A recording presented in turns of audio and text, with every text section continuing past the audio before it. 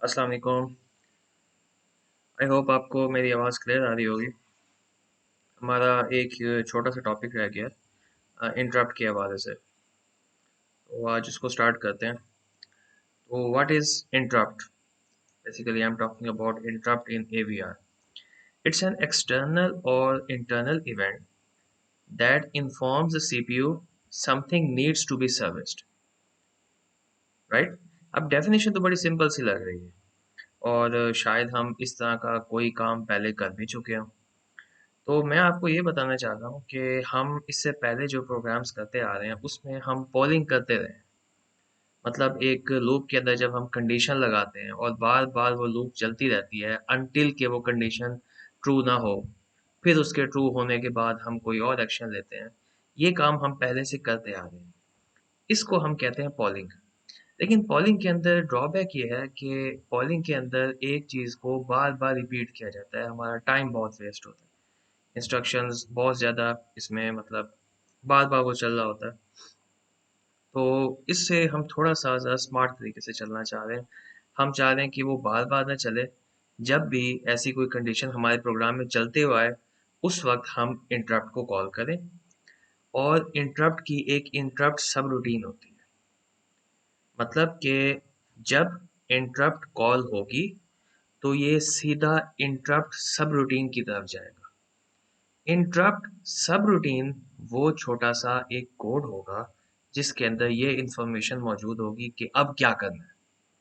मतलब इंटरप्ट आ गया बीच में, इंटरप्ट के आने के बाद क्या करना है वो है हमारे पास इंटरप्ट सब रूटीन, राइट। तो आगे जरा चलते हैं, देखते हैं। On receiving interrupt the microcontroller interrupts whatever it is doing. ठीक है, बात समझ आ गई। And executes interrupt service routine. Simple सी बात है, जो काम माइक्रो कंट्रोलर कर रहा है उसे रोक देगा और इंटरप्ट सर्विस रूटीन या ISR के अंदर जो कोड होगा माइक्रो कंट्रोलर उसको एग्जीक्यूट करेगा। Microcontroller can serve many devices. ठीक है भाई, each device gets attention based on the priority. चले, ये बात भी ठीक है। पोलिंग वेस्ट टाइम्स, ये आपको समझ में आ गया कि भाई पोलिंग से हम बार बार एक चीज़ चला देते हैं लेकिन इससे टाइम बहुत वेस्ट होता है। तो अब हम एक स्मार्ट मेथड इससे देखने की कोशिश करते हैं। अच्छा, अब ज़रा आप ये ATmega32 की ज़रा पिन डायग्राम देखें। यहाँ पे इंटरप्ट के लिए ना हमारे पास कुछ पिन्स डिफाइंड है ऑलरेडी एक्सटर्नल इंटरप्ट्स के लिए। INT0, INT1, INT2। इसी तरह एक रीसेट भी एक इंटरप्ट की पिन होती है। ये इस माइक्रो कंट्रोलर में बाय डिफ़ॉल्ट हमारे पास होती है। अब यहाँ पे अभी मैं आपको रोम के एड्रेसेस दिखाता हूँ, फिर आपको ये चीज़ क्लियर समझ आएगी। पहले ज़रा इंटरप्ट सब रूटीन के बारे में बात कर लेते हैं। अच्छा, interrupt subroutine, for each interrupt there must be some ISR। वही बात कि जो कोड है जिसमें ये लिखा हुआ है कि अब मैंने क्या करना है, वो इंटरप्ट सब routine. And for every interrupt, there is a fixed memory location in memory. Oh my God, this is the point that holds the address of its ISR. Group of ISR address is called interrupt vector table. अब जरा ये table देखो, इसको हम लोग कहते हैं interrupt vector table. अब यहाँ पर जो ये बात इन्होंने की है ना, फॉर एवरी इंटरप्ट, जैसे ही इंटरप्ट आएगी there is a fix location in memory that holds the address of its interrupt subroutine. अब मैं इसमें आपको ज़रा ये समझाने की कोशिश करता हूँ कि लेट्स से अभी हम जो एग्जांपल करेंगे ना वो हम करेंगे टाइमर काउंटर ज़ीरो ओवरफ्लो की। सही। मैं ये एज्यूम कर रहा हूँ कि आप टाइमर ठीक तरह से समझ चुके हैं। जो टाइमर वाला हमारा लेक्चर है वो आप पढ़ भी चुके हैं, उसको रिवाइज कर चुके हैं। तो उसके बाद ही ये आपको ठीक से समझ में आ पाएगी। जब हम इसको डिफाइन कर देंगे इस लोकेशन के ऊपर, तो इंटरप्ट सब रूटीन हम लोग यहाँ पे सेव रखेंगे। सही। इंटरप्ट सब रूटीन 016 लोकेशन के ऊपर जब हम लोग करेंगे, इसका मतलब ये होगा कि जैसे ही टाइमर 0 का ओवरफ्लो आएगा, ये वाली इंटरप्ट हमारी चलना शुरू हो जाएगी। सही हो गया। इसके ऊपर ISR का जो हमारे पास कोड है वो सेव होगा, एड्रेस सेव होगा। इंटरप्ट सब रूटीन जहां पर भी मौजूद है यहाँ पर उसका एड्रेस होगा, राइट। अब एग्जांपल करते हैं, आपको ये बात समझ में आ जाएगी। इस लाइन को दोबारा पढ़ें और इसमें अकॉर्डिंगली देखें। मैंने सिंपली यही बात बताई है कि ये वाला जो हमारे पास लिखा हुआ है, जिसकी हम अभी थोड़ी देर में एग्जांपल करेंगे, ये जो 16 है ना, बेसिकली इस 16 के ऊपर जो इंटरप्ट सब रूटीन है टाइमर जीरो की, इंटरप्ट सब रूटीन का मतलब कि जब टाइमर जीरो ओवरफ्लो होगा, फिर मैंने क्या करना है, उस वक्त जो कोड है वो कोड का एड्रेस इस मेमोरी लोकेशन के ऊपर सेव हो जाएगा। आई होप अब आपको ये क्लियर हो गया हो। अच्छा, इंटरप्ट करता क्या है, मतलब स्टेप्स क्या हैं इंटरप्ट को एग्जीक्यूट करवाने के। Microcontroller finishes the instruction it is executing and saves the address of the next instruction on the stack. अच्छा जी, it saves the current status of all interrupts internally. ठीक है, it jumps to a fixed location in memory called interrupt vector table. यहाँ तक उसने ये बात बताई है कि जो काम माइक्रोकंट्रोलर कर रहा है, जैसे ही इंटरप्ट आएगा वो काम वहां पे रोक देगा और उससे अगली जो इंस्ट्रक्शन उसने एग्जीक्यूट करवानी है वो स्टैक पे जाके रख देगा। राइट, इंस्ट्रक्शंस चल रही हैं स्टेप बाय स्टेप। जैसे इंटरप्ट आया, माइक्रो कंट्रोलर ने अपना काम रोक दिया। उसने उसका जो एड्रेस होगा, उस जो अगली इंस्ट्रक्शन उसने चलानी है, उसका एड्रेस उसने स्टोर कर दिया स्टैक के ऊपर। फिर अपनी इंटरप्ट सर्विस रूटीन चलाएगा, उसके बाद फिर दोबारा से अगली इंस्ट्रक्शन लेके चलना शुरू हो जाएगा। राइट, अब इसमें जो अगली चीज़ है वो ये है कि इंटरप्ट सब रूटीन जब माइक्रो कंट्रोलर चलाता है, इंटरप्ट सब रूटीन के एंड पे इंस्ट्रक्शन होती है RETI, यानी कि रिटर्न इंटरप्ट। RETI का मतलब यही है कि अब मैंने इंटरप्ट सब रूटीन चला के बीच में उसने इंटरप्ट किया था, इंटरप्ट करने के बाद जो उसने कोड लिखा हुआ था वो सारे का सारा एग्जीक्यूट हो चुका।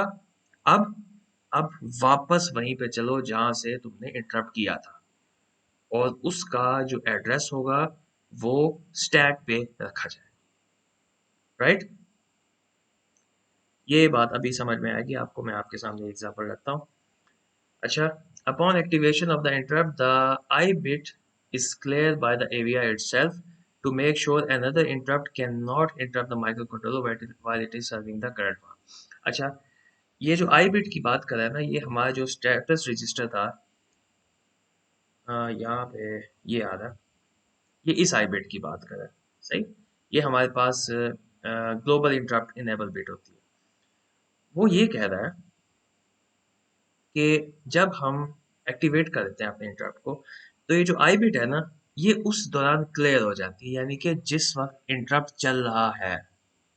राइट, जब ये इंटरप्ट चल रहा है उस वक्त ये बिट थोड़ी देर के लिए क्लियर हो जाती है ताकि कोई दूसरा इंटरप्ट, कोई दूसरी इंटरप्ट सब रूटीन ISR उसको इंटरफेयर ना करे। जब हम RETI इंस्ट्रक्शन लगाते हैं तो फिर क्या होता है, दोबारा से ये आई वन हो जाती है। इसका मतलब ये है कि अब कोई और दूसरी इंटरप्ट आ सकती है।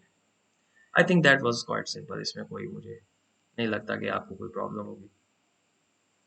अच्छा, अभी हमने थोड़ी देर पहले ये जो बात की कि माइक्रो कंट्रोलर जो काम कर रहा होता है, इंटरप्ट आने के बाद वहीं पे रोक देता है और उससे अगली इंस्ट्रक्शन स्टैक पे रख देता है कि अब मैंने, जब इंटरप्ट सर्विस रूटीन कंप्लीट हो जाएगी, RETI इंस्ट्रक्शन आ जाएगी, फिर मैंने वहीं से शुरू करना है। ये अब आपके सामने एक डेमोस्ट्रेशन आएगी, इसको देखो, सिंपल सा काम। यहाँ पे क्या हो रहा है, यहाँ पे देखो, लेट्स से फॉर एग्जांपल ये इसका एड्रेस है 2000। राइट, 2000 के बाद क्या हो रहा है, यहाँ पर स्टैक इनिशिएट हो रहा है। स्टैक को यहाँ पे हम इनिशियलाइज कर रहे हैं। 085F इसकी लोकेशन है, यानी कि ये 085F स्टैक हमने यहाँ से कर दिया इनिशियलाइज। राइट, अब आ गया इंटरप्ट।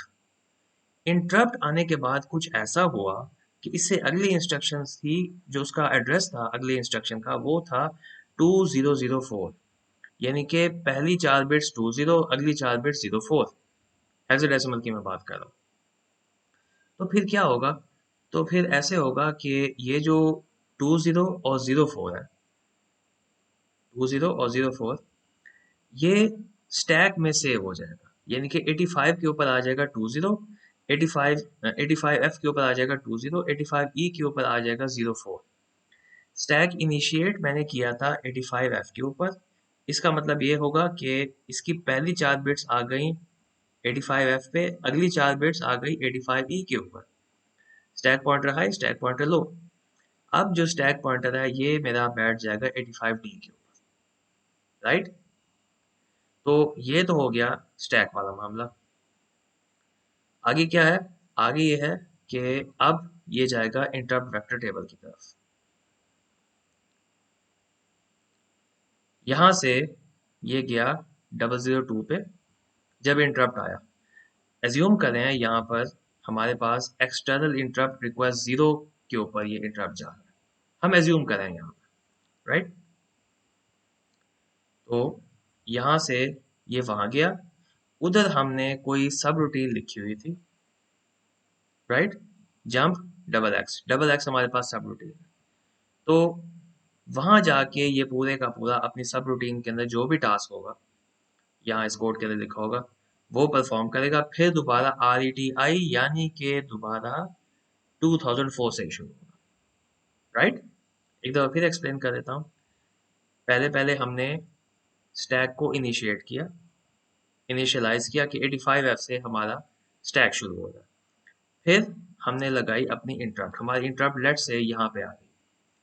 इंटरप्ट आने के बाद उससे जो अगली इंस्ट्रक्शन है वो हमारी जहाँ से स्टैक हमने इनिशिएट किया था वहाँ बिट बाय बिट स्टोर हो जाएगी। 8 बिट का होता है ना उसके, तो चार चार बिट्स के दो।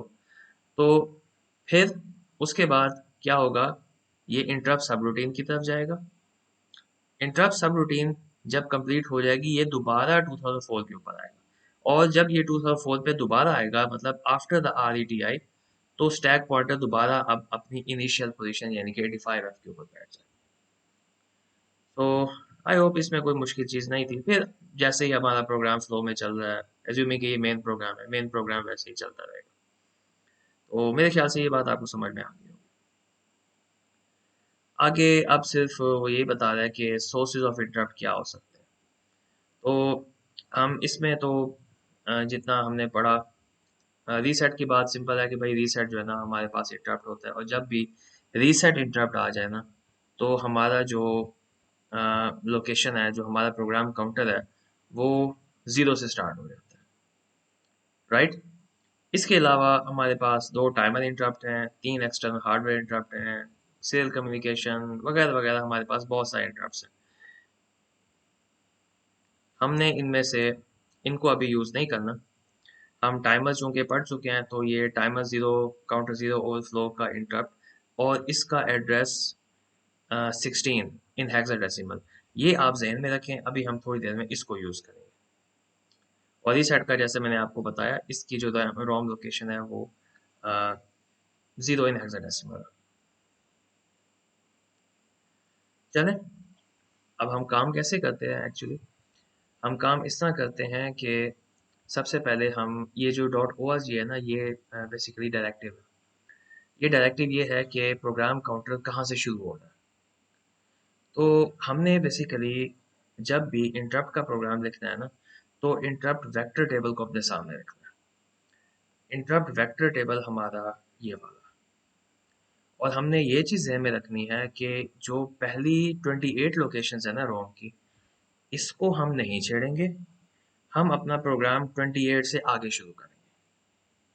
मतलब .org 00 अगर मैं लिख दूंगा, इसका मतलब ये है कि अगर मैंने रीसेट कहीं पे करना है तो फिर यहाँ से जो .org 0 से जो प्रोग्राम होगा वो शुरू होगा। या इन शॉर्ट मैं अपनी सब रूटीन को कॉल करना चाहूँगा। अगर मेरा फॉर एग्जांपल टाइमर 0 का ओवरफ्लो आ रहा है, तो फिर मैं अपना ओरिजिनेट करूँगा 16 से। तो फिर इसके आगे मैंने अपनी सब रूटीन बनाई होगी। अच्छा, अब यहाँ पे ना आप एक और चीज़ गौर करें, वो ये है कि .org के बाद ये जंप कर रहा है, फिर मेन कर रहा है। अब आप ये बात सोच रहे होंगे कि भाई ये यहीं से मेन क्यों नहीं लिख रहा है, इसको जंप करके इधर मेन पे आने की क्या ज़रूरत है। तो भाई बेसिकली इशू ये है कि मैंने आपको बताया कि इन 28 लोकेशंस को आपने नहीं छेड़ना। ये सिर्फ दो दो बिट के डिफरेंस के ऊपर है, राइट? तो अगर मैं इसको 01 करता हूँ, उससे अगली लोकेशन तो मेरी 02 आ जाएगी। तो 02 के ऊपर तो भाई अंडरस्टूड बात है कि ये एक्सटर्नल इंटरप्ट रिक्वेस्ट 0 करेगा। तो बेहतर ये है कि मैं इसको ओरिजिनेट कर दूं 00 से, या जो मैं इंटरप्ट सर्विस रूटीन जहाँ से स्टार्ट करना चाह रहा हूँ वहां से मैं इसको ओरिजिनेट कर दूं। उसके बाद जंप करके मैं इन 28 लोकेशन के अलावा किसी और लोकेशन के ऊपर जाके बैठूं, राइट? तो यहाँ से आप देख सकते हैं कि इसने जंप करके मेन किया। इसको ये पता है कि भाई इससे अगली जो इंस्ट्रक्शन होगी, जो भी होगी, दो दो बिट का फासला है, तो जाहिर है फिर वो कोई अगली इंटरप्ट की इंस्ट्रक्शन आ जाएगी, तो मतलब वो जगह रिजर्व होगी इंटरप्ट के लिए, तो उसको मैं यूज़ नहीं कर सकता। तो इसने फिर 100 से आगे मेन प्रोग्राम अपना शुरू किया। सही, ये बात एक इम्पोर्टेंट थी, इसको आपने जहन में रखना है। आपने .org डायरेक्टिव यूज़ करते हुए पहली 28 लोकेशंस को नहीं छेड़ना, ये आपने जहन में रखना है। बेहतर यह है कि आप 100 से ही शुरू कर दें। अच्छा, इंटरप्ट को इनेबल और डिसेबल कैसे करते हैं? अच्छा भाई, अगर तो हो गया रीसेट, इसका मतलब ये है कि भाई सारे के सारे इंटरप्ट हमारे हो गए हैं डिसेबल। सही, इंटरप्ट को हमें पहले इनेबल करना पड़ता है अगर हम अपने प्रोग्राम में इंटरप्ट को यूज़ करना चाह रहे हैं। और इसका जो ये स्टेटस रजिस्टर होता है हमारा, आपको पता है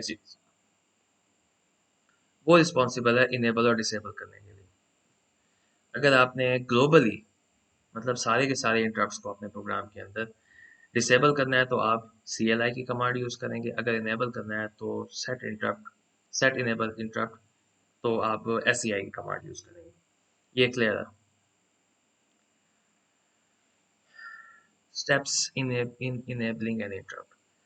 D7 bit for status register must be high using SCI instruction, यानी कि ये SCI instruction करके मैंने क्या किया, ये जो D7 बिट है इसको मैंने कर दिया हाई, तो मेरा इंटरप्ट हमारा यहाँ पे इनेबल हो जाएगा।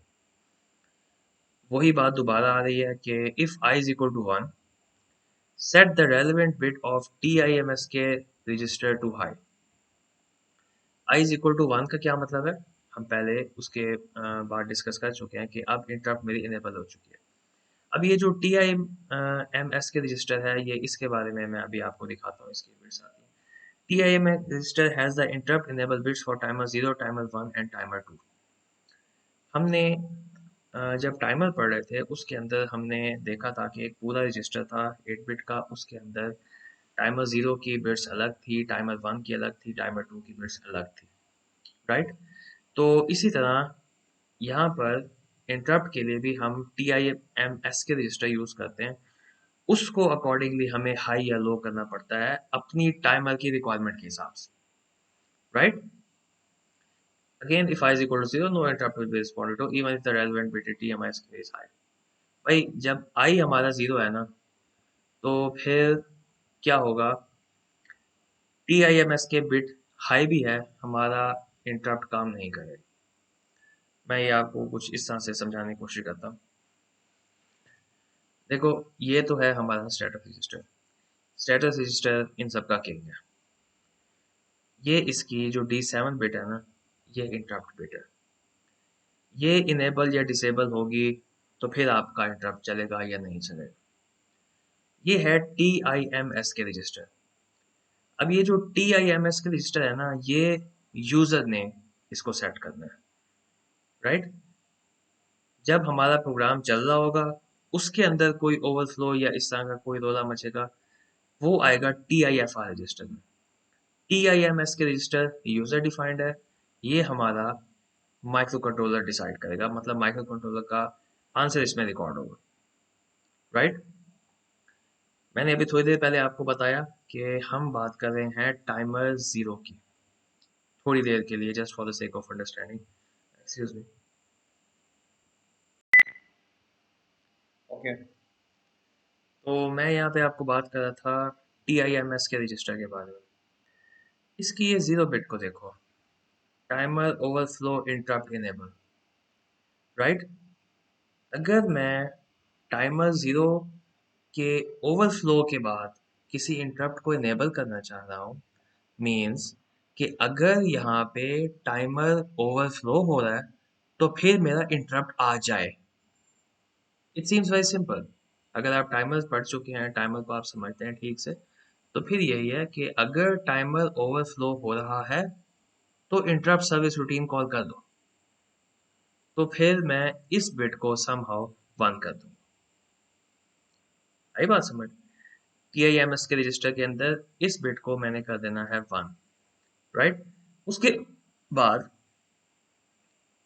ये TIFR रजिस्टर को चेक कर देगी कि भाई वाकई क्या ओवरफ्लो आया है या नहीं आया, ठीक।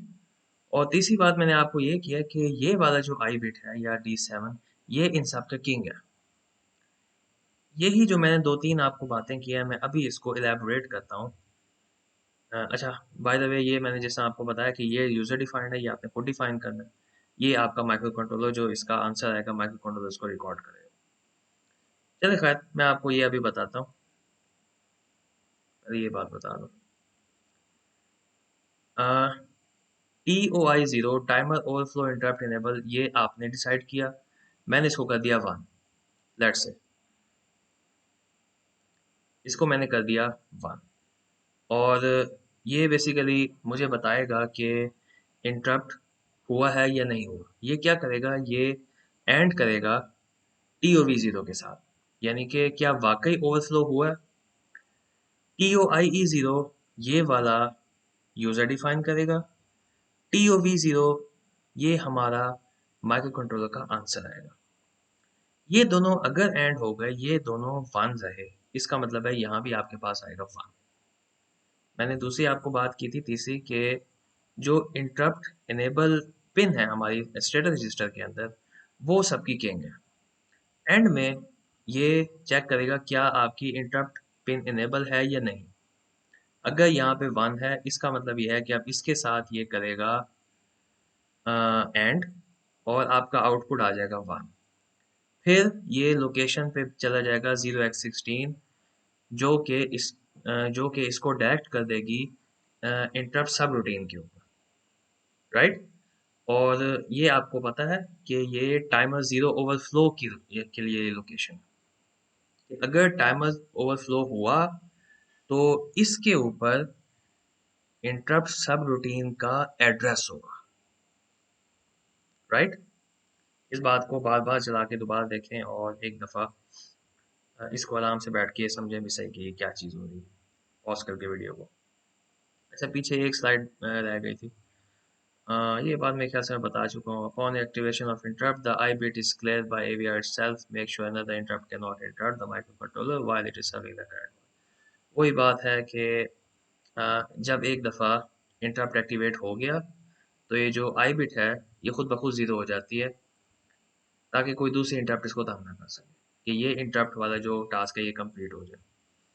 और फिर एंड में क्या होता है, जब ISR यानी कि इंटरप्ट सब रूटीन, जो कि पूरे का पूरा हमारा एक कोड था, वो कंप्लीट हो जाए, उसकी एंड में हमारे पास RETI इंस्ट्रक्शन होती है, यानी कि return interrupt.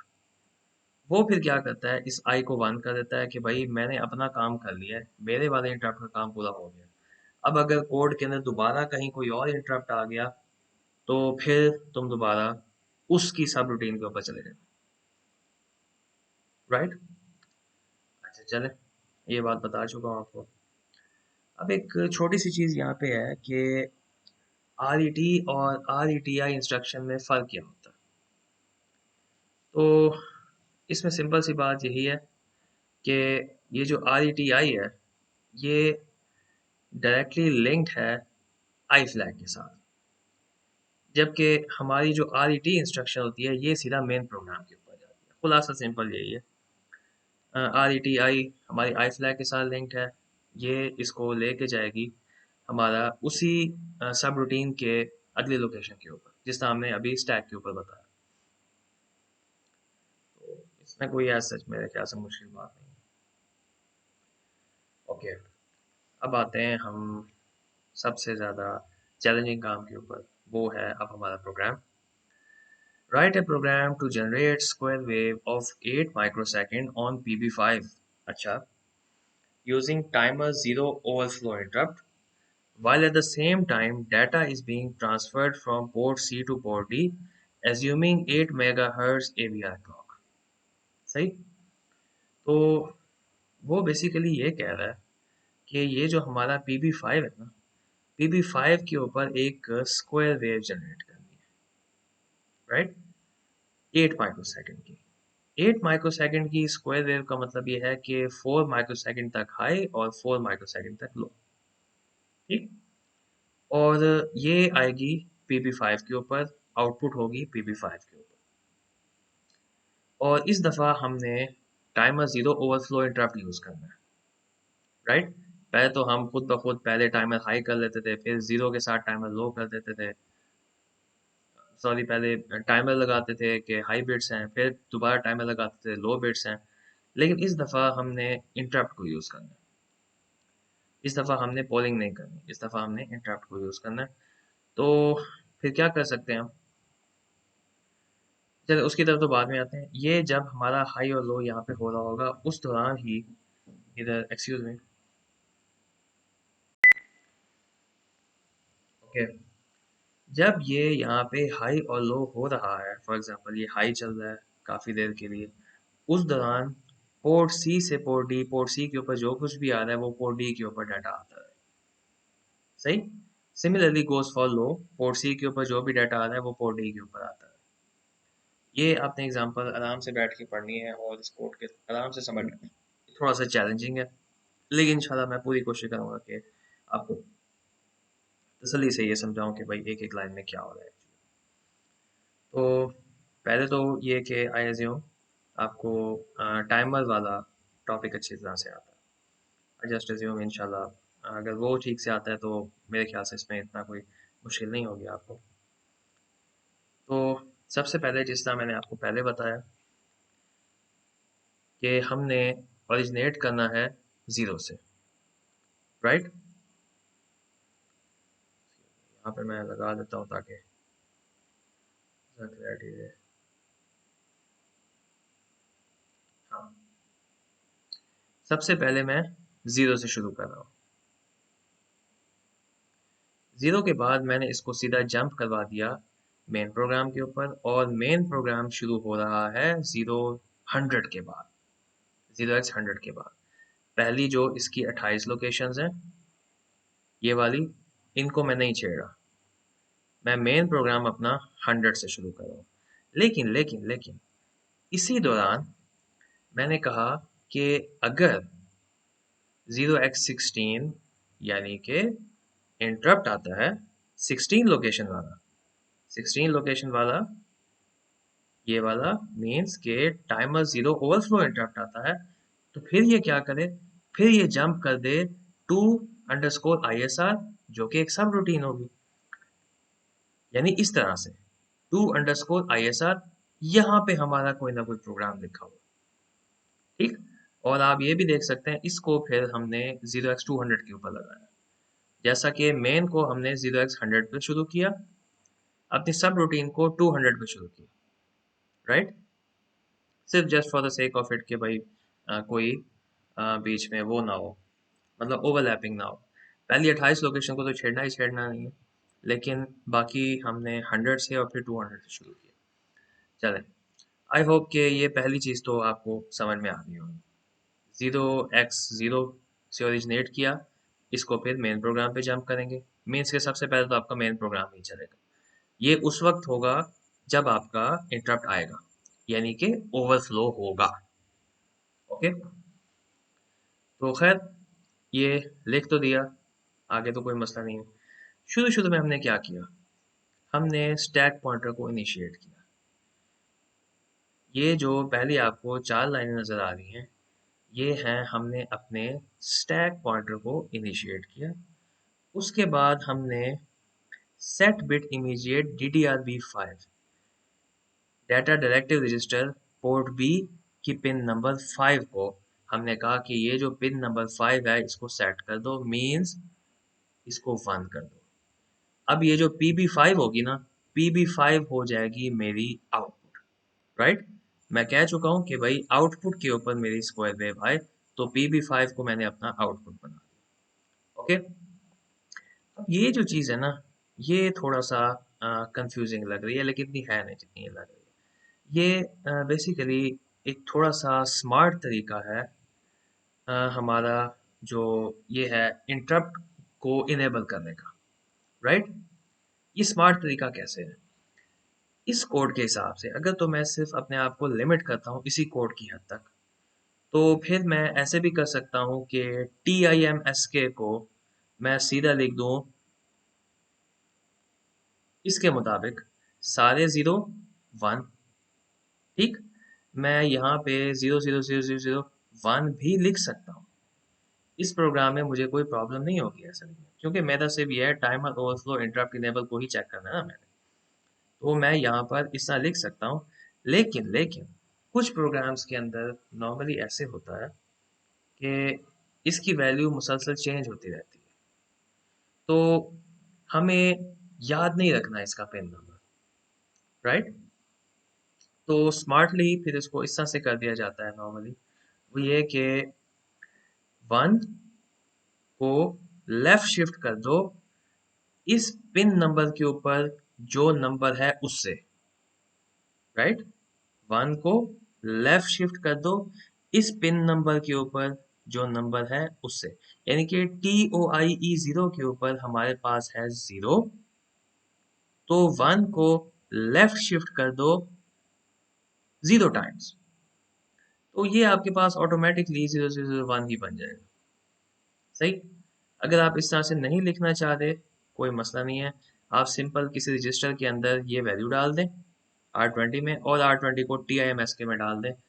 It is completely fine for this program. लेकिन कुछ ऐसे प्रोग्राम्स होते हैं जिसके अंदर हमारे पास इसकी वैल्यू मुसलसल चेंज होती रहती है, तो ये इसको इनिशिएट करने का एक स्मार्ट तरीका है। यहाँ पर भी हमारी टेक्स्ट बुक के अंदर भी ना, ये तो मैं खैर आपको बता चुका हूँ, इसको इनिशिएट करने का जो तरीका यहाँ पे दिया हुआ है ना वो ऐसे ही दिया हुआ है।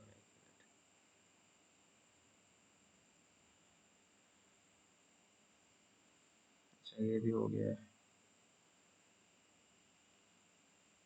देखिए यहाँ पे भी आप देख सकते हैं, इसको भी ऐसे ही इसने इनिशिएट किया हुआ। आप ऐसे कर लें या दूसरा जिस तरह मैंने अभी आपको बताया उससे कर लें, it's fine, it's totally fine. ये वही जो लेफ्ट शिफ्ट ऑपरेटर वाली इंस्ट्रक्शन है वही यहाँ पे यूज़ की हुई है। चलें, एनीवेज स्टैक भी हो गया, उसके बाद फिर TMSK की वैल्यू भी इसके अंदर आ गई, फिर हमने क्या किया, आई फ्लैग को इनेबल कर दिया ग्लोबली, ठीक। अब मेरा जो इंटरप्ट है वो ग्लोबली इनेबल हो चुका है यहाँ तक, लेकिन अभी तक इसके अंदर और भी बहुत सारी चीज़ें हैं कि कितनी देर तक चलना है और पोर्ट C से पोर्ट D तक डाटा आना है। ये सारी की सारी चीज़ें भी अभी हमने ना इसके अंदर डिफाइन करनी है। तो मेन प्रोग्राम में हम बेसिकली क्या करेंगे, मेन प्रोग्राम में हम पोर्ट C और पोर्ट D इनपुट है या आउटपुट है, इनका सिर्फ डायरेक्टिव डिफाइन करेंगे कि इसमें से कौन सा इनपुट है कौन सा आउटपुट है। इस दौरान जब ये सारा काम हो रहा होगा, तब ये जो डाटा ट्रांसफर होने वाली बात है ना, ये हमारी इंटरप्ट सब रूटीन में आएगी, राइट। जब ओवरफ्लो होगा तब, टाइमर ओवरफ्लो होगा तब इंटरप्ट सब रूटीन में ये जो ट्रांसफरिंग वाली बात है ये उसके बाद आएगी। अच्छा चले, अगेन 4 माइक्रो सेकेंड की बात है, तो इसको हम कन्वर्ट करते थे यूजिंग 8 मेगाहर्ट्ज क्रिस्टल, तो हमारे पास ये 224 आ रहा है। तो मेरे ख्याल से ये कैलकुलेशन हम कर चुके हैं टाइमर वाले लेक्चर में, तो इसमें प्रॉब्लम नहीं होगी। TCNT 0 भी हम बात कर चुके हैं पिछले लेक्चर में, TCCR 0 भी हम बात कर चुके हैं। हम नॉर्मल मोड में यूज़ करें, इंटरनल क्लॉक यूज़ करें और किसी किस्म की स्केलिंग नहीं करें, यानी कि जो हमारे पास बिल्कुल सिंपल एग्जांपल थी उसी को हम यूज़ करें, इट इज़ टोटली फाइन, कोई प्रॉब्लम नहीं। उसके बाद फिर हम क्या कर रहे हैं, हम लोग पोर्ट C को इनपुट बना रहे हैं, पोर्ट D को आउटपुट बना रहे हैं, जैसा कि हमारे प्रोग्राम में रिक्वायरमेंट है, सही। तो अभी तक हमने क्या किया, हमने कुछ जो ओरिजिनेट करने थे अपने, कि भाई ये 0 से शुरू हो रहा है, ये 16 से शुरू हो रहा है, ये किया, अपने स्टैक को डिफाइन किया, और फिर हमने इनेबल किया इंटरप्ट को। उसके बाद फिर हमने अपने जो वेव फॉर्म है उसकी मतलब टाइम को डिफाइन किया, और साथ ही डाटा डायरेक्टिव रजिस्टर हम साथ साथ बनाते चले गए, कौन सी इनपुट है कौन सी आउटपुट, सही। उसके बाद फिर अगली हमारी बात थी कि पोर्ट C से R20 के अंदर इनपुट करे और R20 को पोर्ट डी के ऊपर आउटपुट करे और ये यहाँ पे चलता रहे। मेरे ख्याल से इसमें भी किसी किस्म की कोई मसला नहीं होगा। सही। तो जब ये सारी की सारी इंस्ट्रक्शन एग्जीक्यूट हो जाएंगी तब ये काम होता रहेगा। वो कह रहा है कि while at the same time, उसी वक्त डाटा ट्रांसफर होता रहे। राइट। तो जब ये सारा काम हो रहा है उसी वक्त ये डाटा ट्रांसफर होता रहे। सही। लेकिन लेकिन लेकिन लेकिन ये तो हो गया ना हमारा टाइमर। जब इंटरप्ट आ जाएगा, इंटरप्ट आने से मुराद ये है कि टाइमर ओवरफ्लो हो जाएगा, फिर क्या होगा? फिर ये होगा। ये है हमारी two underscore I S R interrupt subroutine. जब टाइमर ओवरफ्लो हो जाएगा तो इसके मुताबिक it has to move towards location number 16। Right. तो लोकेशन नंबर 16 के ऊपर वो कह रहा है कि जंप करो टू आई एस आर पे, two underscore I S R यहाँ पे है। और इसको मैंने ज़बरदस्ती 0x200 के ऊपर डाला है ताकि वो पहली 28 वाली को इंटरफेयर ना करे। अब ये क्या कह रहा है? अब वो ये कह रहा है कि पिन बी के ऊपर जो कुछ भी है उसको रीड करो। सही। और पहले उसने कहा पिन बी के ऊपर रीड करो, फिर उसने कहा कि 0x20 इस वजह से डाला है ताकि ये जो पिन बी 5 है ना, पिन बी 5, इस पे आप देख सकते हैं कि ये 1 आ रहा है। एक्सक्यूज में दोबारा इंटरप्शन आ गई। अच्छा, ये चीज़ ना बड़े स्मार्ट तरीके से की गई है। वो ये है कि वो साथ साथ ना जो पिन बी है, पिन बी को R16 के ऊपर इनपुट कर रहा है। याद रहे कि यहाँ पे पिन बी की जो 5th पिन है उसको मैंने आउटपुट डिक्लेयर किया था। सही। इंटरप्ट सब रूटीन के अंदर वो बार बार चेक कर रहा है कि पिन बी के ऊपर क्या है। सही। और इसको ये फिर एक्सक्लूसिव और करेगा R17 के साथ। R17 के अंदर कुछ इस तरह का हमने लिखा है बेसिकली 0x20। 0x20 के अंदर क्या है? 0 1 2 3 4 5 पिन भी 5 को उसने किया हुआ है हाई, बाकी सारे पिन को किया उसने लो। सही। एक्सक्लूसिव और में बेसिकली ये होता है कि अगर दोनों बिट्स आपकी डिफरेंट हैं तो फिर आएगा 1, अगर दोनों बिट्स आपकी सेम है तो फिर आएगा 0। सही। तो ये ना बड़ा स्मार्ट तरीके से लिखा है जो मुझे समझ में आया। वो ये है कि अगर पिन बी के ऊपर यहाँ पे आ गया 0 तो फिर R16 के ऊपर आ जाएगा हमारे पास 1 और वो आउटपुट हो जाएगा। और वो आउटपुट चलेगा 224 यानी कि 4 माइक्रोसेकंड तक। अगर पिन बी के ऊपर हमारे पास आ जाता है फॉर एग्जांपल 1, तो फिर ये 1 और 1 दोनों सेम हो जाएंगे, यहाँ पे आ जाएगा 0। और वो जो 0 भी है वो 224 TCNT 0 यानी कि वो 4 माइक्रोसेकंड तक चलेगा। राइट। तो ये सब उस वक्त होगा जब हमारा इंटरप्ट आएगा। राइट। तो आई होप ये बात आपको समझ में आ चुकी होगी। तो इसका मैं एक ही प्रोग्राम करवा रहा हूँ, तो इसी को ही आप ठीक से समझ लें। मैं ज़्यादा इसमें ट्रिकी चीज़ नहीं दूंगा इंशाल्लाह। तो इसको आप बस आराम से तसल्ली के साथ बैठ के इसको समझें, इसको बार बार देखें, रिपीट पे देखें और ये बुक से भी पढ़ें। इंशाल्लाह आपको क्लियर हो जाएगा ये। और again sorry for being late, इसमें थोड़ा सा मैं डिले कर दिया। Anyways, thank you so much.